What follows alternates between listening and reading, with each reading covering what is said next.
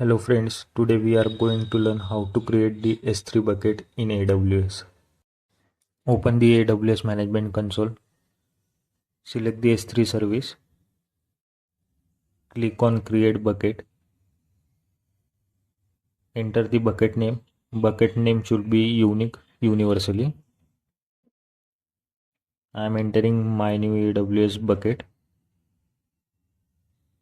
Then object ownership, keep it default, ACL. Now you can here block the public access for the bucket or unblock it. I am keeping it blocked. Then bucket versioning, enable it. It allows you to keep track of every version of an object that is ever stored in bucket.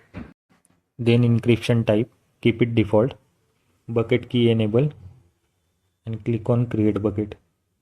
Your bucket will be ready. Click on bucket name to add the files or object into the bucket. Here click on upload. You can add files folder. Select from this. Then click on upload.